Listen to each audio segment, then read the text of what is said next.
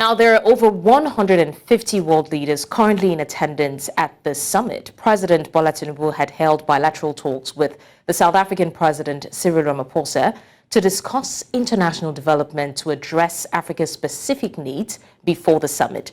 But generally, there is a deadline of 2030. And once again, these world leaders have gathered to find possible ways to achieve the Sustainable Development Goals before the deadline. Now, we will be taking a critical look at these stories, and of course, we will have analysts join us as we shed more light on these developments. Don't forget, we're talking about the World Summit that is aimed to end poverty, insecurity, and of course, the issue of climate change.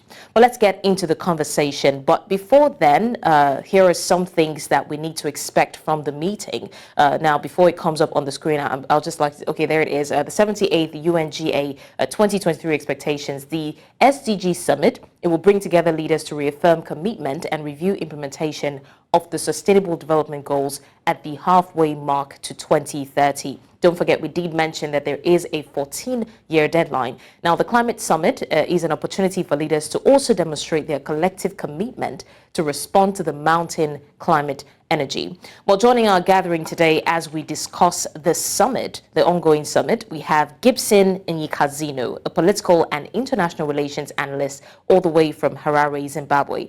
Thank you, Gibson, for joining us on the program. Thank you so much for having me. It's a pleasure.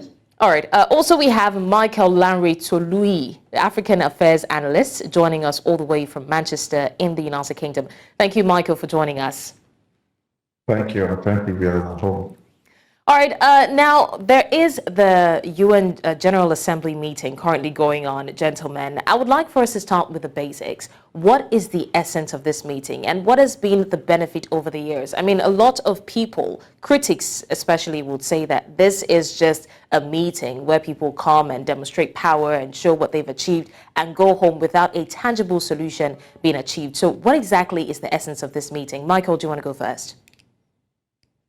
Thank you, Blessing. The essence of this meeting, actually, for me, it actually been defeated because the African nation, or the AU, as I've been saying, and every African nation have gone to this meeting over the past years, and they just go there. It has just been Jabowi. It has been where people just go and they go with the ESTA code, go collect the ESTA code, go with their friends, and go with the team that they don't even know what they come back to do with.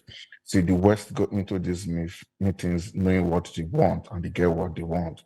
But the African nation, have we done that? The answer is no, because every day, in, year out, we've been going for these meetings. There have been nothing positive on the African soil. There have been nothing possible for the African nation. The West have not been fair to the Africans, truth be told. But the African leaders, have they positioned themselves in the right position to be treated right? Believe me, America won't come to this meeting without having what they want to collect. Russia will come to this meeting without wanting to get something. Already Ukraine is coming to this meeting already telling you why they have to put an end to the war in Ukraine. There's hunger strike and all that, because they are already coming to it. Tell me one African nation that have a clear roadmap or a clear plan of what they want out of this meeting. We've seen in the past where people will come and celebrate that a president, an African president or an African leader is the number one to have spoken, is the number three to have spoken in the summit, as if that is an achievement. That is not an achievement. What have we gotten in time of the package that is meant to come?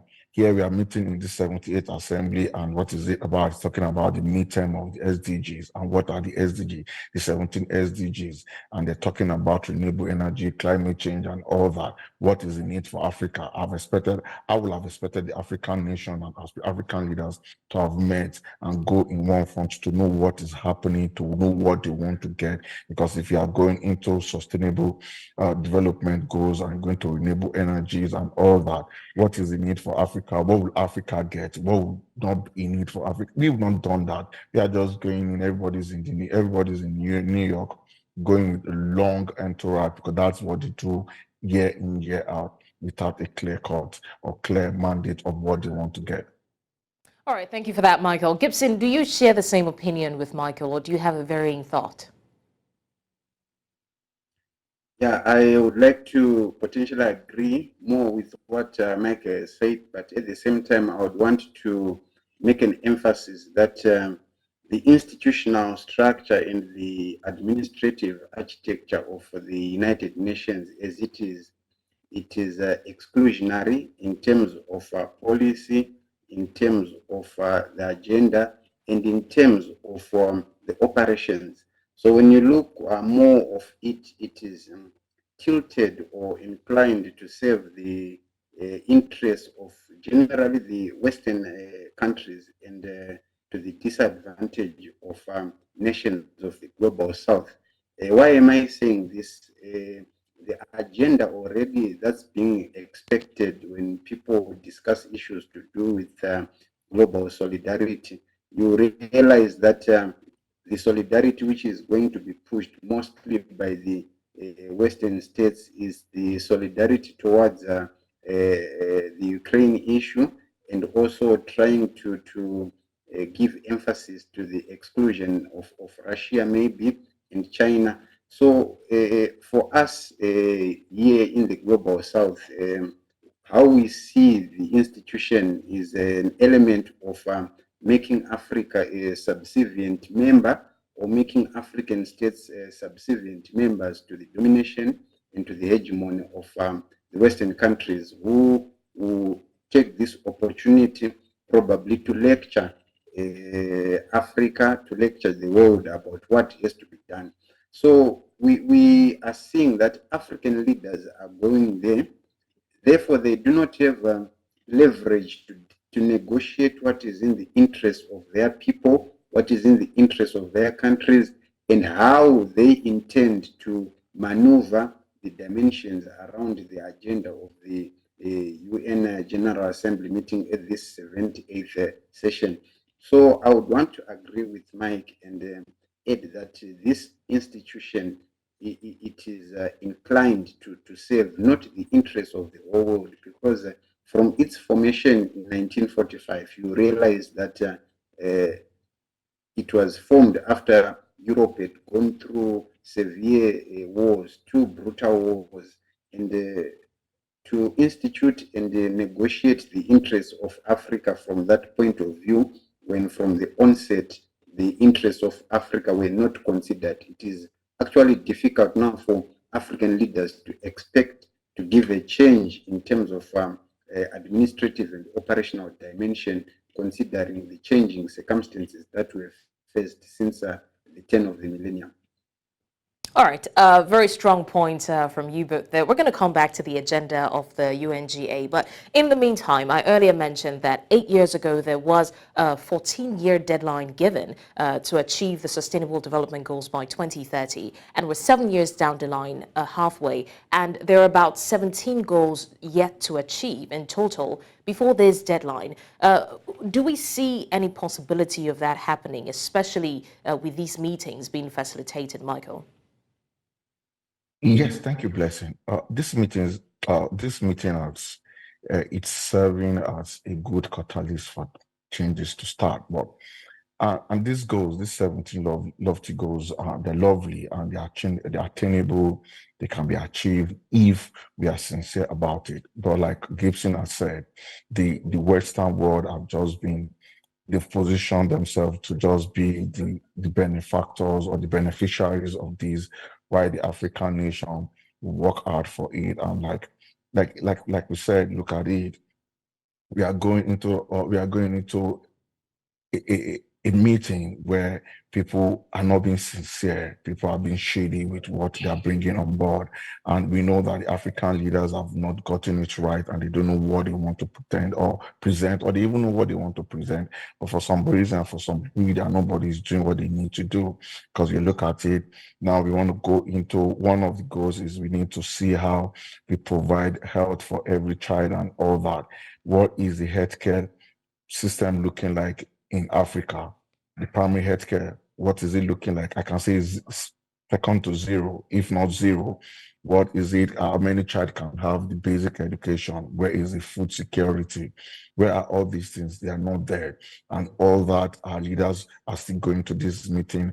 And if the West is actually sincere about what they want to do, they should be telling the African leaders, is not coming and present lofty ideas or present fantastic things written and on theoretical aspect. They should be able to show them things on ground, the reality, because these things are things that could be seen in time of seeing them on the surface, but they're not there. And you look at it, we want to go look at Africa. Let's look at Nigeria, for example. Nigeria depends solely on the fossil energy and all that, and the world wants to go green because of the climate change issue. So what is it? What are they offering at Nigeria? Are they encouraging Nigeria to go more into agriculture so that we can diversify the economy?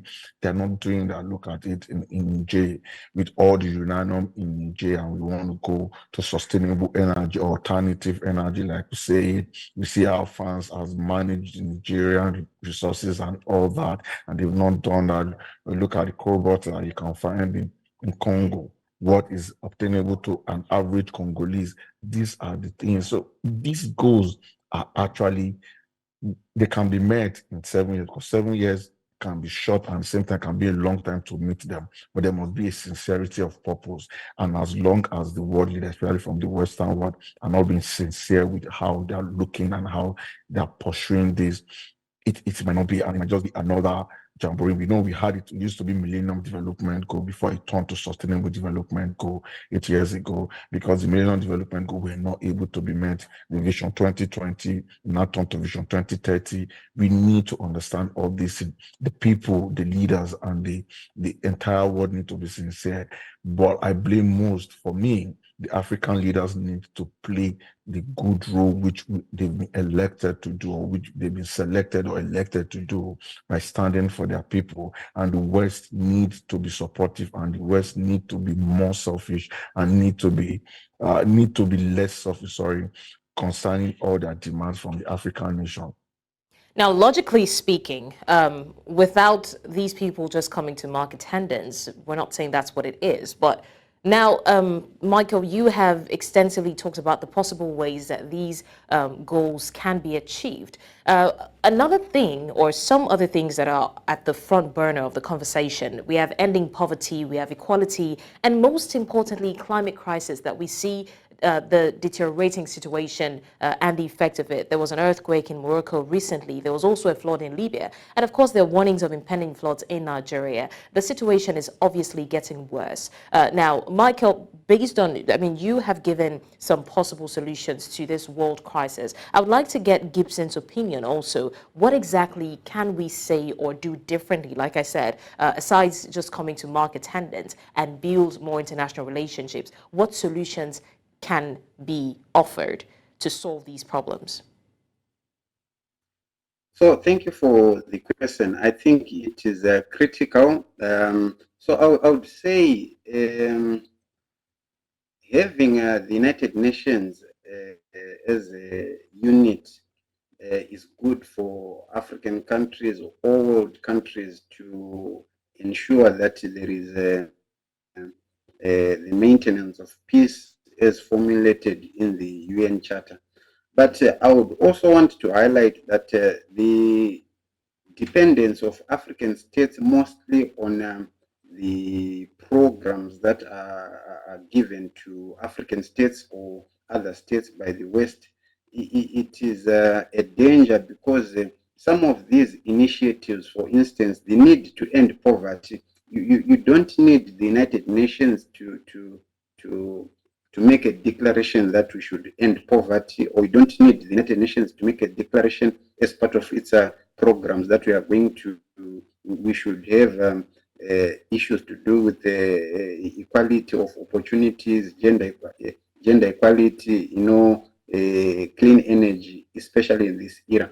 But the challenge now is the more African states are dependent on the UN programs and how these programs are being done to implement other initiatives to eradicate poverty, you realize that some of the prescriptions that do come from these countries, from the global north, they do not speak to our prevailing environment here in Africa.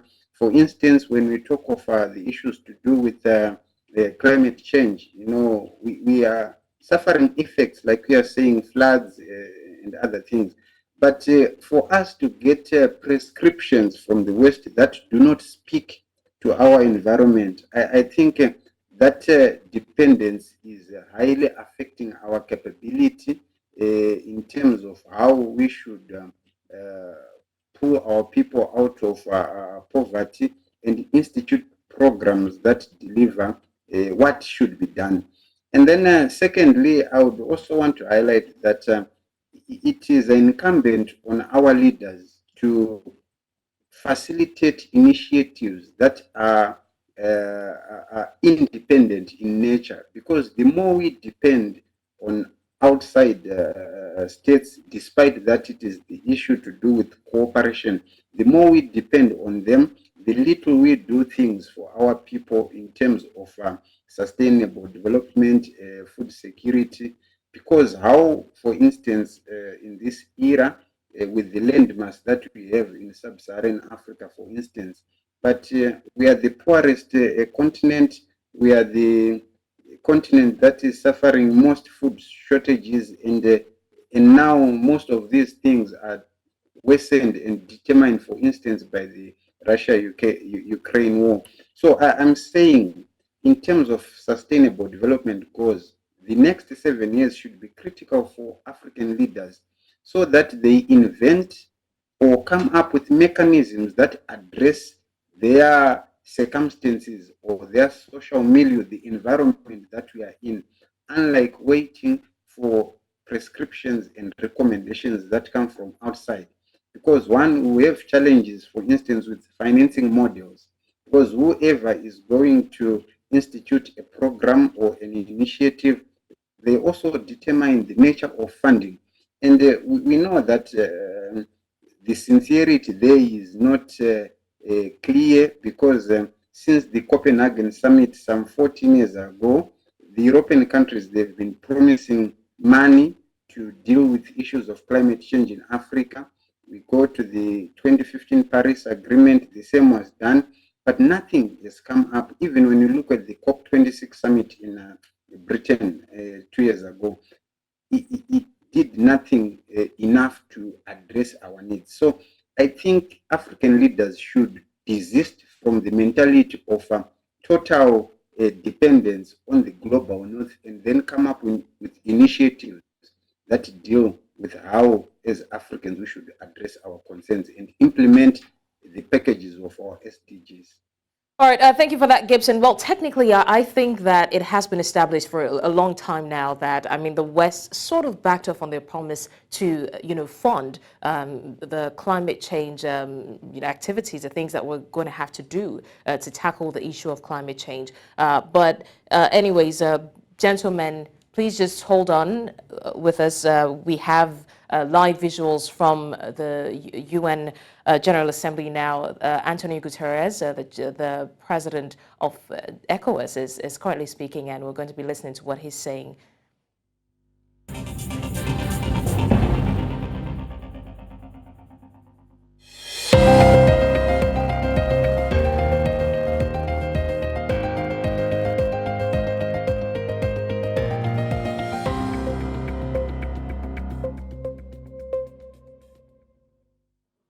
The deep reforms that are needed won't happen overnight. But we can take determined steps now to help countries where the crises such as the COVID-19 pandemic have dramatically impacted. By urgently advancing the SDG stimulus of $500 billion per year and relieving the financial burden on developing and emerging economies. By scaling up development and climate finance, increasing the capital base and changing the business model of multilateral development banks, by ensuring effective debt relief mechanisms and channeling emergency financial support towards those in greatest needs. Excellencies, we must be determined to tackle the most immediate threat to our future, our overheating planet. Climate change is not just a change in the weather.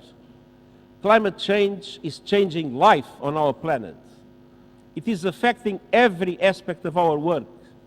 It is killing people and devastating communities. Around the world, we see not only accelerating temperatures, we see an acceleration in sea levels rising, glaciers receding, deadly diseases spreading, the extinction of species, and cities under threat. And this is only the beginning. We have just survived the hottest days, the hottest months, and the hottest summer on the books. Behind every broken record are broken economies, broken lives, and whole nations at the breaking point. Every continent, every region, and every country is feeling the heat. But I'm not sure all leaders are feeling that heat. Actions are failing abysmally short. There is still time to keep rising temperatures within the 1.5-degree limits of the Paris Agreement, but that requires drastic steps now to cut greenhouse gas emissions and to ensure climate justice for those who did least to cause the crisis but are paying the highest price. We have 3 seats. G20 countries are responsible for 80% of greenhouse emissions. They must lead. They must break their addiction to fossil fuels, stop new coal, and indeed the International Energy Agency's findings that new oil and gas licensing by them is incompatible with keeping the 1.5-degree limit alive. To stand a fighting chance of limiting global temperature rise, we must phase out coal, oil and gas in a fair and equitable way and massively boost renewables. This is the only path to affordable, renewable energy for all. And unfortunately, many still in Africa, mainly in Africa, still lack electricity. So the fossil fuel age has failed. If fossil fuel companies want to be part of the solution, they must lead the transition to renewable energy. No more dirty production, no more fake solutions, no more bankrolling climate denial. I have laid out a climate solidarity pact in which all big emitters are asked to make extra efforts to cut emissions, and wealthier countries support emerging economies with finance and technology to do so. For example, Africa has 60% of the world's solar capacity, but just 2% of renewable investments. And I've also put forward an acceleration agenda to supercharge these efforts. Developed countries must reach net zero as close as possible to 2040, and emerging economies as close as possible to 2050, in line with common but differentiated responsibilities. And immediate steps include an end to coal by 2030 for OECD countries and 2040 for the rest of the world. An end to fossil fuel subsidies and the price on carbon. Developed countries must also finally deliver $100 billion for developing country climate action as promised, double adaptation finance by 2025 as promised, and replenish the Green Climate Fund as promised. And all countries must work to operationalize the Loss and Damage Fund this year and ensure universal early warning coverage by 2027. Tomorrow, I will welcome credible first movers and doers to our Climate Ambition Summit. And COP28 is around the corner.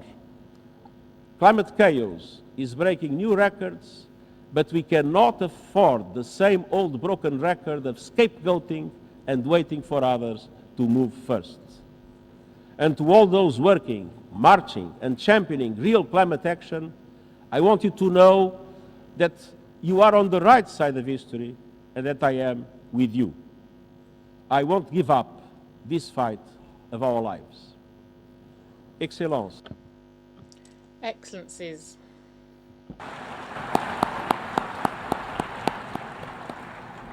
Nous devons We must also be determined to honour the Charter's commitment to fundamental human rights. Just 4 women signed our founding document. One look around this room shows that not enough has changed. We the peoples does not mean we the men. Women are still waiting for equal opportunities and equal pay.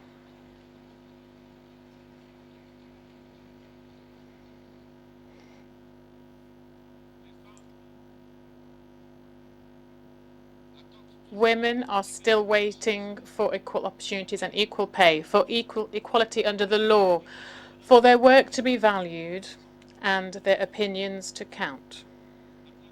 Around the globe, women's rights, including sexual and reproductive rights, are being suppressed and even rolled back, and women's freedoms curtailed. In some countries, women and girls are punished for wearing too many clothes. In others, for wearing too few. Thanks to generations of women's rights activists, times are changing. From sports field to schools and public squares, girls and women are challenging the patriarchy and winning. I stand with them. I entered this office with a commitment to ensure gender parity at the UN. We have achieved that at senior levels and are on track to do so across the UN system. Because gender equality is not the problem. Gender equality is the solution. It is not a favour to women. It is a fundamental condition to ensuring a better future for all. Excellencies, we must be determined to answer the call to action to put human rights at the heart of our work. 75 years after the Universal Declaration of Human Rights, there has been enormous progress in some areas, from ending colonization and segregation to ensuring women's voting rights. But we have not achieved basic rights for all, when 1.2 billion people still live in acute poverty and hunger is at levels not seen since 2005, when discrimination on racial and ethnic grounds is perfectly legal in many countries, when people must risk death to seek a better life, when refugees, migrants and minorities are routinely demonized and hounded, when declaring your gender identity or simply who you love can lead to imprisonment or even execution, when speaking out can lead to perilous consequences. Human rights, political, civil, economic, social and cultural, are the key to solving many of the world's interlinked problems. Laws to protect the vulnerable must be enacted and enforced. The targeting of minorities must stop, and human rights and human dignity must be at the centre of social, economic and migration policies. All governments must fulfil the commitment they made in the Universal Declaration of Human Rights. Excelências, Excellencies, we must also face up to the looming threats posed to human rights by new technologies. Generative artificial intelligence holds much promise, but it may also lead us across a Rubicon and into more danger than we can control. When I mentioned artificial intelligence in my General Assembly speech in 2017, only 2 other leaders even uttered the term. Now AI is on everyone's lips, a subject of both awe and fear. Even some of those who developed generative AI are calling for greater regulation. But many of the dangers of digital technology are not looming on the horizon, they are here. The digital divide is inflaming inequalities.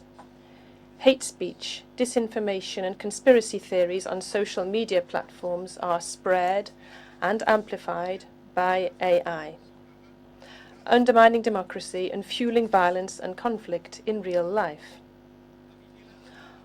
Online surveillance and data harvesting are enabling human rights abuses on a mass scale.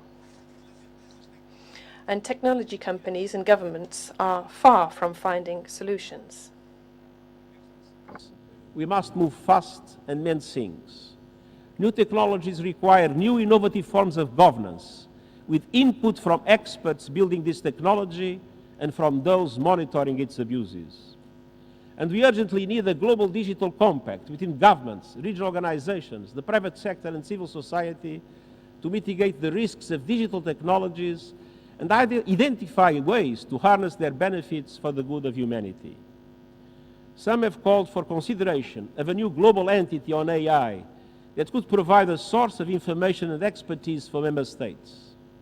There are many different models inspired by such examples as the International Atomic Energy Agency, the International Civil Aviation Organization, or the Intergovernmental Panel on Climate Change.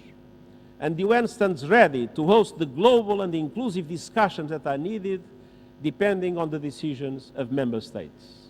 To help advance the search for concrete governance solutions, I will appoint this month a high-level advisory body on artificial intelligence, which will provide recommendations by the end of this year. And next year's Summit of the Future is a once-in-a-generation opportunity for progress to deal with these new threats in line with the vision of the UN Charter. Member States will decide how to move forward on the new agenda for peace, the Global Digital Compact, reforms to the international financial architecture, and many other proposals to address challenges and bring greater justice and equity to global governance. Excellencies, the United Nations was created precisely for moments like these, moments of maximum danger and minimum agreement. We can and must use our tools in flexible and creative ways. Last month, we saw the dividends of determination off the coast of Yemen. Carrying 1 million barrels of oil, the decaying FSO Safar supertanker was a ticking time bomb, a looming ecological disaster in the Red Sea. But no one offered to solve the problem. So the United Nations stepped in and brought the world together. We mobilized resources, assembled the experts, navigated difficult negotiations and built trust. We have more work ahead and more resources are needed. But last month, the oil was successfully transferred from the Safar. This UN-led action saved the Red Sea. When no one else could or would, UN determination got the job done. Despite our long list of global challenges, that same spirit of determination can guide us forward. Let us be determined to heal divisions and forge peace, determined to uphold the dignity and worth of every person, determined to realize the Sustainable Development Goals and effectively leave no one behind, determined to reform multilateralism for the 21st century and come together for the common good. And I thank you.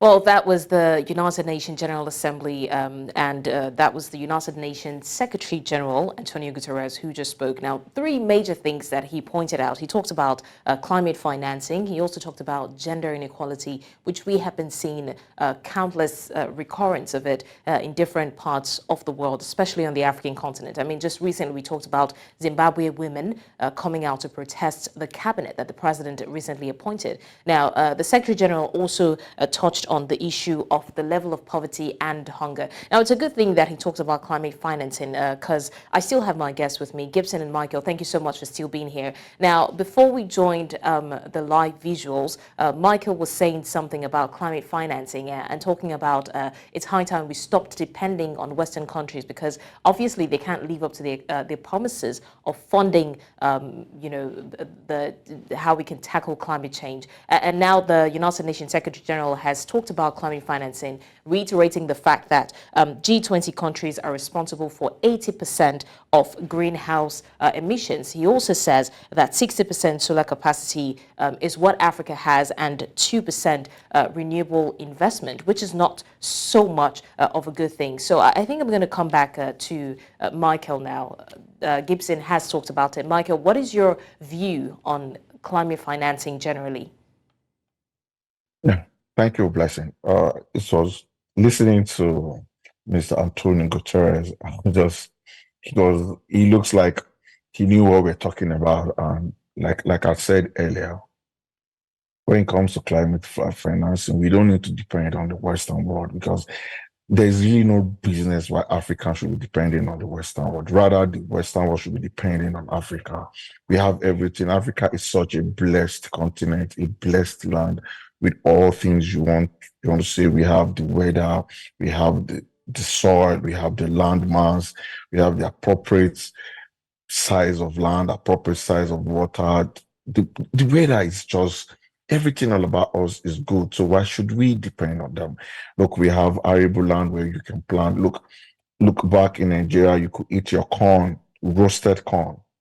We defy all kind of biology or agricultural science. You roasted corn, you eat it roasted, and you throw the shaft on the road, come back a week later, it's already growing.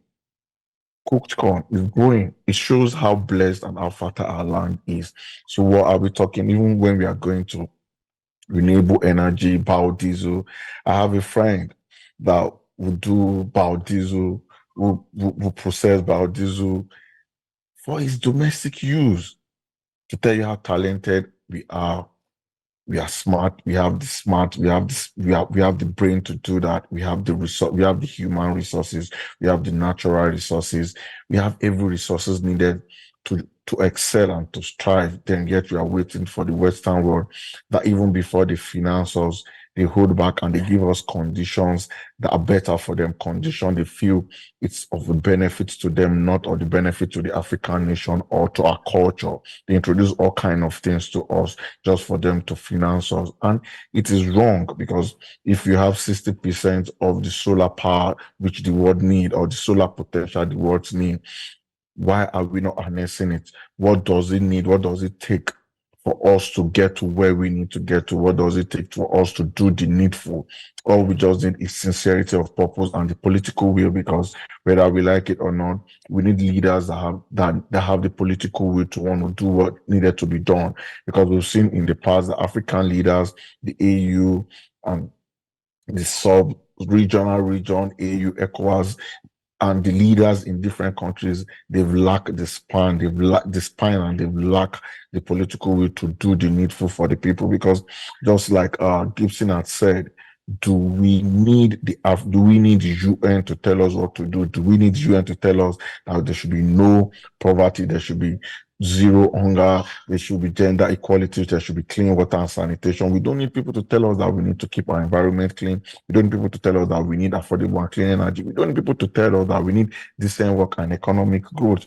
Like we don't need people to tell us that we need to have sustainable cities and communities. We don't need people to tell us that we need to be responsible in our consumption and our production. We just need to have the community. We need to have the political will. We need to do what is needed. We need to be sincere with ourselves, which is sincerity of purpose. And doing that, look, when you look at Africa, with all we have, with our weather being good for us, with our weather being an advantage for us, we just need to tap into these potentials. And what we need to do is look inward. If I were African, if I were EU, I wouldn't even be going for this summit. I will be calling the EU summit, and we'll be looking inward and coming in as a bloc. Some weeks ago, I discovered that the EU took itself as a body to the G20, and EU wants to present itself as an entity. How can a whole EU go present itself as an entity to G20? It is an insult on the entire African race. But we've had these leaders that have not represented us well, and with the masses too, how well have we presented ourselves to be heard or to be known or to be seen and be taken serious? Because, like we said, Africa needs to show itself to be the beautiful bride. And I think that is what China is doing to Africa. You could see almost everywhere. China is everywhere in Africa. I can see Russia is finding itself back to see Africa. But this is the time Africa needs to stand and be the courted bride, where Africa needs to take its place in the committee of continent and let the world know that we can do it. We have the brain, we have the resources. I see nothing stopping us from attaining what we need to attain. All right, thank you, Michael. That was actually very inspiring and at the same time very insightful. Gibson, now you have also spoken extensively about climate financing, but one of the things that the United Nations Secretary General touched on when he said, we the people are not we the men, it means we the people, was the issue of gender inequality and gender disparity. Now, we can both agree that women for a long time have not been involved in policy-making decisions across the globe and even on the African continent. Now, I think that this is also going to be a good platform for these issues to be raised. But what solutions, from your own perspective, do you think can be preferred to that problem? So I would want to highlight at least two dimensions to what the Secretary General said relating to the issue of gender equality. So firstly, you realize that the issue of political participation of women the world over, it is more like a reprivatization of the political space to exclude women political participation and give the political public sphere as a platform for men to interact. This I'm saying from a point of view that when you look at the divide between the developed nations and the developing nations in terms of that possibility, you realize that the political space is equally dominated by men. And as a result, there is need to have a relook and a rethink at the national laws of various countries. For instance, you realize that most countries, they have adopted the 1979 Convention on the Elimination of all forms of violence against women, for instance, and that has been nationalized. So for the Secretary General to speak of equality as an example, we have seen the UN itself, he mentioned it, that they have managed to attain equality at a senior level, but within the structures, it has failed. And in the history of the organization, we have never had a Secretary General, a lady, a woman as a Secretary General of the institution. So this issue of equality, it is key, it is important, but also at the same time, the structures, the patriarchal structures, they have to change in terms of how we moderate, how we implement, and how we formulate policies to encourage women to participate in other initiatives. But also, he mentioned one key aspect I would want to highlight about the dangers of technology. You realize that in a time where we used to think of women's political participation being hindered by violence in the physical form, you realize that today their political participation is being restricted as a result of technology. There is a lot of online abuse, there's a lot of online harassment, there's a lot of gendering the aspect of violence when we look at women's participation. So all these dynamics, they are coming up fast, and the UN and states in general, they are failing to adapt to these fast-paced changes that are currently happening in this world. So I would simply say it is a matter of changing the perceptions and how we see things in terms of ensuring that we need to give a platform for women to participate. Because at the moment, when you look at institutions, for the first time, we talked of the World Trade Organization. We understand Nigeria's former finance minister is now the head of the World Trade Organization. But look at other institutions, what changes have been brought. So at UN, for instance, we are suffering institutional inertia where the institution is failing to change because of the traditionality of the operational mechanism. So we want that to start from the top and then come to the bottom. Nation states should also adopt the same, because when we ensure equality, access to opportunities, and the participation of women freely, fairly, and equally, it becomes easy to exchange ideas to promote a developmental continuity in Gibson. our various contexts. All right, thank you so much. By the way, I liked how you phrased it, institutional amnesia. We hope that that doesn't continue to be the case. But because we're pressed for time, I'll just quickly like for us to, Michael, let's take a look at the involvement of the president of Nigeria. We know that he's had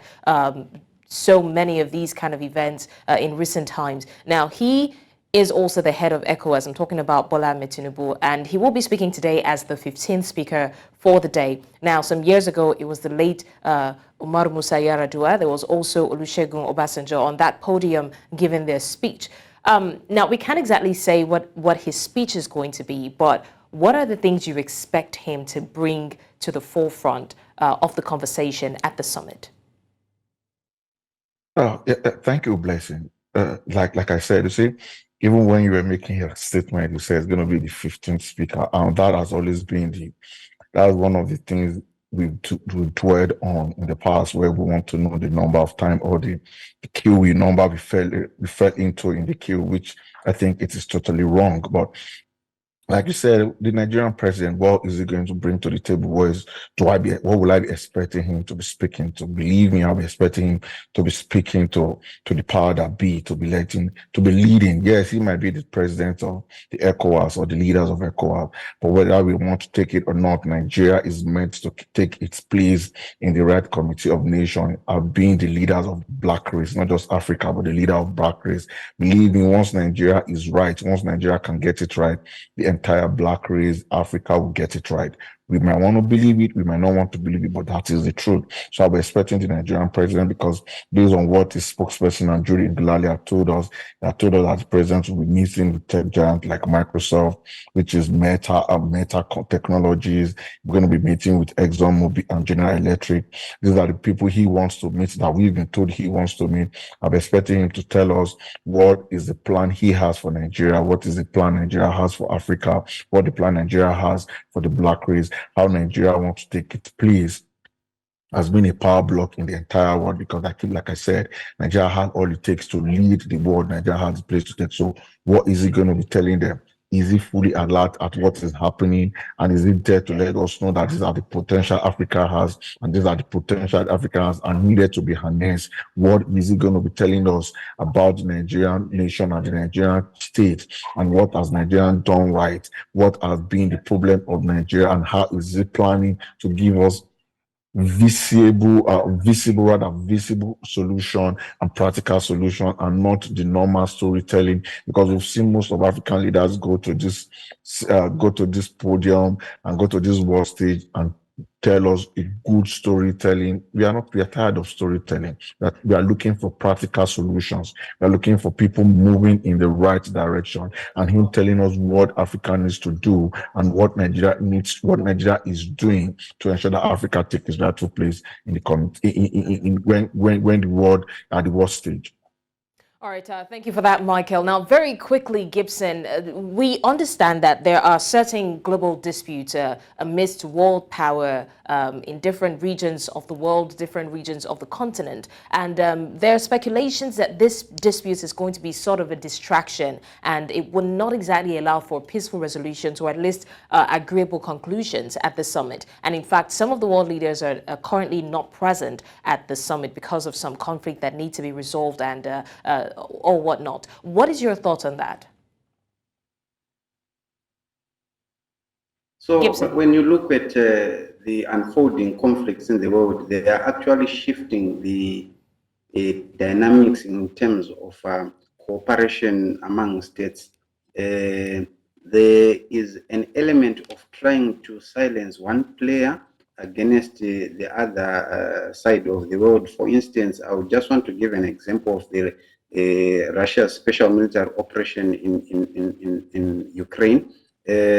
Recently at the G20 summit, you realized that the communique that was issued, it did not mention, neither did it condemn Russia in Ukraine. And that alone, it tells us that they are shifting dynamics in terms of how the world is looking at the situation vis-a-vis the attempt by the NATO bloc to expand towards the east.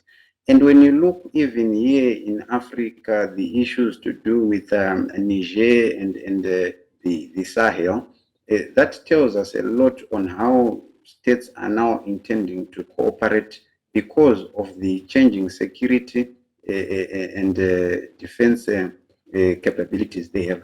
So in as much as this UN meeting is concerned in terms of ensuring conflict resolution and peace building among states, it is difficult such to implement because remember, the United Nations is not a government. It can only come up with resolutions, and at times these resolutions, they cannot be enforced on any governments.